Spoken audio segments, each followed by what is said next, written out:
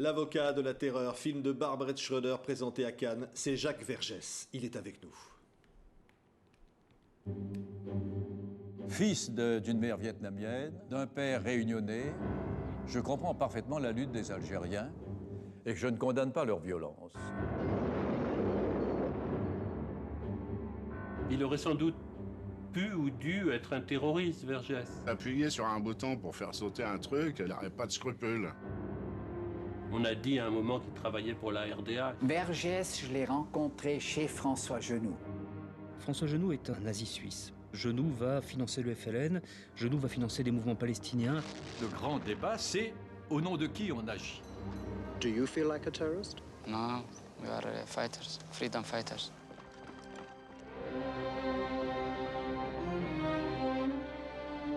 Les visages qui défilent, Louis Carlos à l'instant, Maître Vergès, vous auriez pu être terroriste? J'aurais pu. Oui, vous savez, le mot terroriste a été utilisé pour la première fois dans ce sens par les Allemands, et il visait la résistance. Pour les Allemands, le colonel Fabien était un terroriste. Et je me sens très bien, dans une période où il y aurait de la résistance, faire ce qu'on reproche aux terroristes d'aujourd'hui. Ouais, mais l'avocat de la terreur, le titre du film de Barbret Schroeder, c'est vous? Vous vous reconnaissez dans cette définition? En partie seulement, parce que mon activité ne se limite pas à défendre uniquement ce qu'on appelle des terroristes. J'ai eu d'autres activités.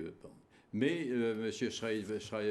Barbret Schroeder a voulu examiner cet aspect, et je pense que c'est un aspect intéressant parce que, à travers ma personne, il fait défiler un demi-siècle de lutte révolutionnaire, de terrorisme et de torture.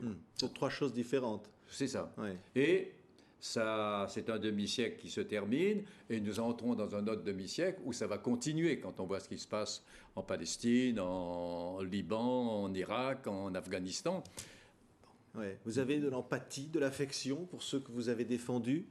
On dit Magdalena Kopp, par exemple, il vous prête une liaison amoureuse avec elle, terroriste allemande. Ça, c'est, à mon avis, c'est une déformation de journaliste, peut-être, chez M. Schroeder. C'est une entreprise de pipolisation. Madame Kopp était en prison en France.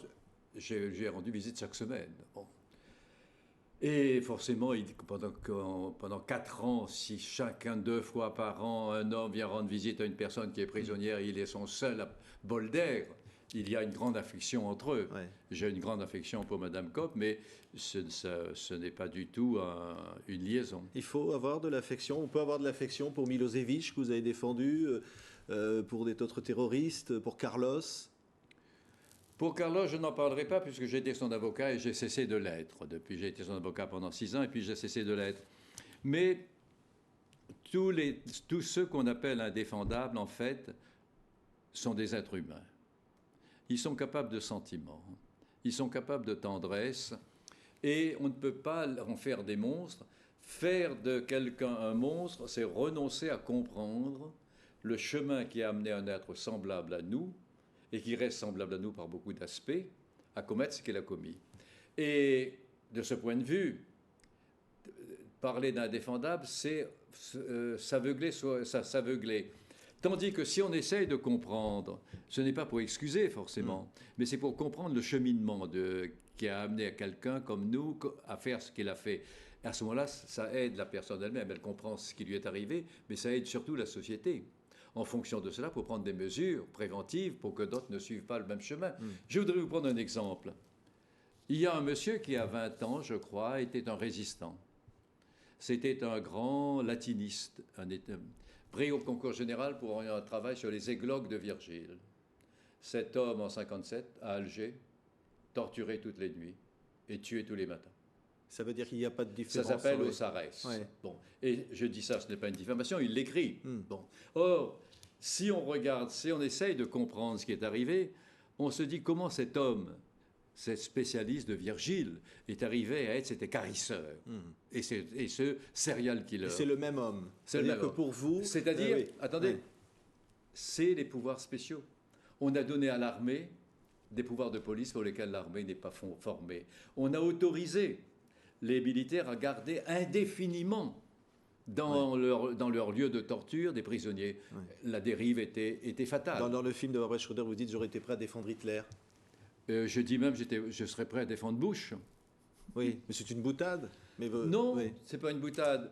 Comment un homme, comment expliquer l'arrivée d'Hitler? Parce que il faut s'expliquer. Il ne s'agit pas de l'excuser, mais il s'agit de savoir comment il a pu lui-même raisonner comme il a raisonné, agir comme il a agi, et comment il a pu entraîner. Parce qu'il n'a pas entraîné seulement une bande de soudards.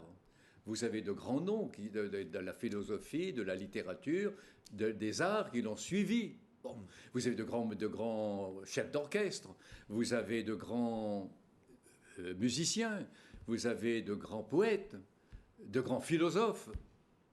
Comment ces gens ont pu le suivre? Et il n'y a pas le risque pour l'avocat d'être associé à celui qui le défend.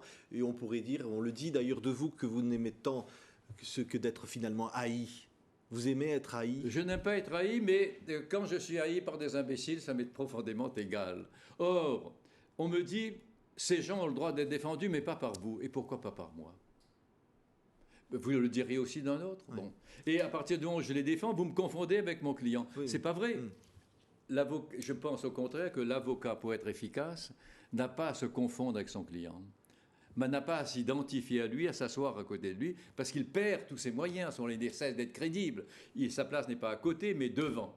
Il y a un paradoxe de l'avocat, comme il existe un paradoxe du comédien. Oui. Vous êtes un comédien, vous, Jacques Vergès, parce qu'on le dit, évidemment, il essaie de percer vos mystères. Vous dites qu'il n'a pas réussi, Barbara Schroeder, vos 7 années d'absence dans les années 70, tout ça, on ne saura jamais. Vous aimez le mystère? Je n'aime pas le mystère, mais je suis un homme secret et discret. Je ne suis pas du tout people. Personne ne connaît ma vie privée. Et je ne tiens pas du tout à ce qu'elle soit sur la place publique. Par discrétion, par pudeur, j'ai été formé comme ça, c'est mon tempérament. Et chaque fois que je me manifeste en public, c'est au sujet de mon activité professionnelle, finalement. Et de cause à défendre, entre le bien et le mal, vous avez choisi le mal. Alors là, il n'y a pas le bien et le mal. Ça n'existe pas. Je dis souvent que dans le cœur de l'homme de bien, il y a souvent un petit nid de vipères.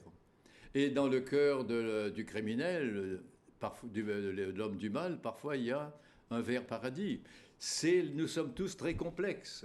Et je voudrais donner un exemple sur cette relativité des critères par lesquels on définit le bien et le mal. Quand j'étais avocat stagiaire, j'ai été commis souvent pour défendre des jeunes filles qui s'étaient fait avorter. C'était des procès d'une tristesse infinie parce qu'elles-mêmes, elles culpabilisaient. Elles se considéraient comme des meurtrières. Elles étaient assises à côté d'une horrible faiseuse d'ange sordide avec son petit carnet à spirale et les noms de ses clientes. Et le procureur ne cessait pas de leur faire la morale, de les humilier. Elles mouraient de peur que dans la salle, il y eût un cousin bavard ou un journaliste indiscret.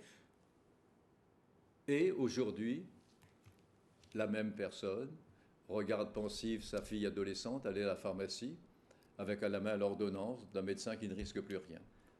En 50 ans. Il y a 50 ans, je défendais des prisonniers du FLN. C'était des procès tumultueux où tout le monde s'injuriait, on s'insultait, on était des traîtres, on était des vendus, on était des menteurs. Le Conseil de l'ordre devait intervenir. Bon.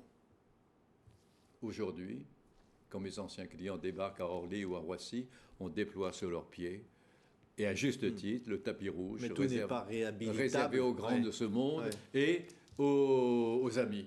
Donc, en un demi-siècle, une simple expérience d'homme nous montre que dans 2 domaines, de morale privée et de morale politique, les critères ont complètement changé. Vous pensez être un juste? Pardon? Vous pensez être un juste? Je n'aurai pas cette prétention d'être un juste, je pense surtout être un homme libre. Libre de porter un regard libre sur des situations qui sont regardées avec une approche manichéenne. Et je pense que le manichéisme est une imposture, elle aide les imposteurs. Merci Jacques Vergès, vous, l'avocat de la terreur, d'avoir été notre invité. Merci beaucoup. Merci beaucoup.